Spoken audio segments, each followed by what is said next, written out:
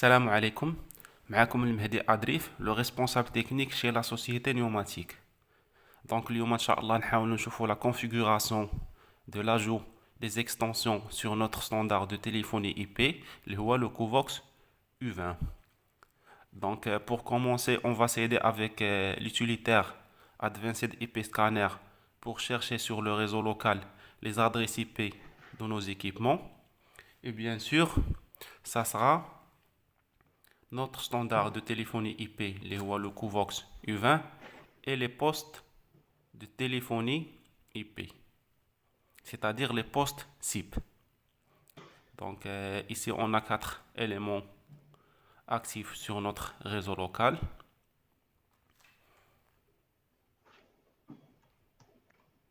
Donc après, on va s'authentifier sur l'adresse IP de notre standard, le Covox U20. Donc comme login, on va mettre admin et le mot de passe, c'est le mot de passe déjà créé sur le Wizard. Donc après l'authentification, on voit ici le tableau de bord sur l'état d'utilisation des ressources de notre standard, c'est-à-dire le processeur, la mémoire, la partie stockage interne et externe, etc. Donc ici, on a le modèle, le Covox U20, avec la version du firmware, et bien sûr l'adresse IP par défaut des deux ports, port 1 et le port LAN.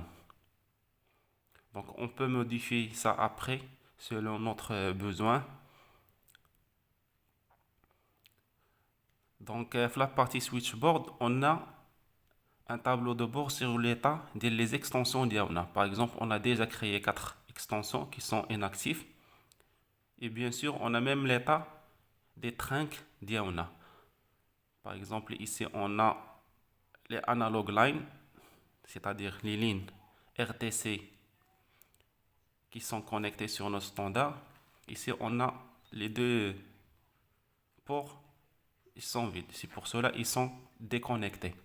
Donc, pour l'ajout des extensions d'IAONA, on va y aller sur la partie téléphonie, extension, IP extension.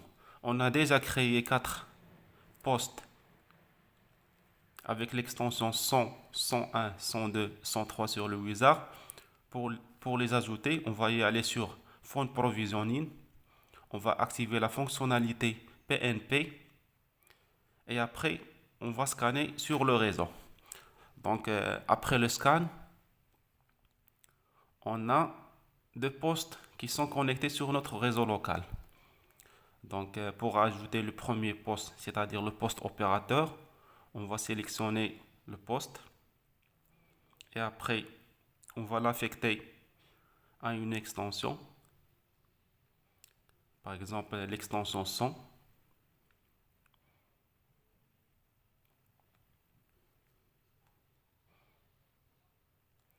Donc, après